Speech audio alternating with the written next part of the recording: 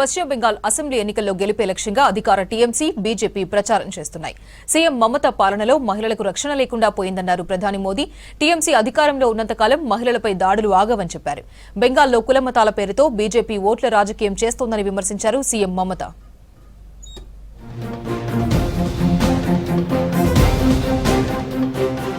పశ్చిమ బెంగాల్లో టీఎంసీ ప్రభుత్వం అణిచివేత హద్దులు దాటిందన్నారు ప్రధాని మోదీ. రాష్ట్రంలో ప్రతిరోజు మహిళలపై అత్యాచారాలు, హత్యలు జరుగుతున్నాయని ఆరోపించారు. స్కూళ్లు, కాలేజీల్లో విద్యార్థినులను టీఎంసీ గూండాలు వేధిస్తున్నారని ఫైర్ అయ్యారు. టీఎంసీ అధికారంలో ఉన్నంత కాలం మహిళలకు రక్షణ ఉండదన్నారు. బెంగాల్లో ఎన్నికల ప్రచారం చేసిన ప్రధాని కోల్ స్కామ్ కేసులో సుప్రీంకోర్టు తీర్పు టీఎంసీ అవినీతికి నిదర్శనమని తెలిపారు. బెంగాల్లో బీజేపీ గెలిస్తేనే అభివృద్ధి సాధ్యమన్నారు మోదీ. आपने देखा टीएमसी सरकार जांच में रुकावट डाल रही थी, सबूतों को मिटाने का प्रयास किए गए।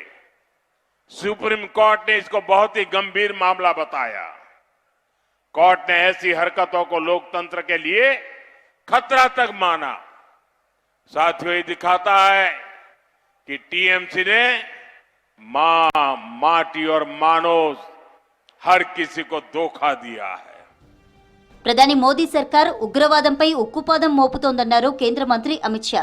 గతంలో బెంగాల్ సహా దేశంలో ఉగ్ర చర్యలకు కాంగ్రెస్, టీఎంసీ ప్రభుత్వాలే కారణమని ఆరోపించారు. గత ప్రభుత్వాలు ఉగ్రవాదులకు బిర్యానీ తినిపిస్తే మోదీ సర్కార్ టెర్రరిస్టులను అంతం చేస్తోందన్నారు. ఉరీ, పుల్వామా, పహల్గాం ఉగ్రదాడులకు ధీటైన జవాబిచ్చామని చెప్పారు. బెంగాల్లో ప్రచారం చేసిన షా దేశాన్ని ఉగ్రవాదం, నక్సలిజం నుంచి విముక్తి కల్పించామన్నారు. బీజేపీ అధికారంలోకి రాగానే చొరబాటుదారులను తరిమి కొడతామన్నారు. नरेंद्र मोदी जी ने इस देश को आतंकवाद से मुक्त किया है, नक्सलवाद से मुक्त किया है और अब भाजपा सरकार ला दो तिहट्टा वालों, चुन चुन कर घुसपैठियों को निकालने का काम हम करेंगे. బెంగాల్లో మే 4 తర్వాత బీజేపీ అధికారంలోకి రాబోతుందన్నారు ఆ పార్టీ జాతీయ అధ్యక్షుడు నితిన్ నబీన్. టీఎంసీ పార్టీని గూండాయిజం పునాదులపై సీఎం మమత నిర్మించారని విమర్శించారు. అందుకే అదే మనస్తత్వంతో పరిపాలన చేస్తున్నారని ఆరోపించారు. త్వరలోనే బెంగాల్ ప్రజలకు మంచి రోజులు రాబోతున్నట్లు చెప్పారు. मैं मानता हूँ पार्टी के नेतृत्व में पूरी तरह से पार्टी एक टीम के रूप में काम कर रही है. इसका असर బెంగాల్లో కులమతాల పేరుతో విధ్వంసం సృష్టించేందుకు బీజేపీ ప్రయత్నిస్తోందని అన్నారు సీఎం మమత. ప్రజలను మతాల పేరుతో విడగొట్టి రాజకీయ లబ్ధి పొందేందుకు కుట్ర జరుగుతుందని చెప్పారు.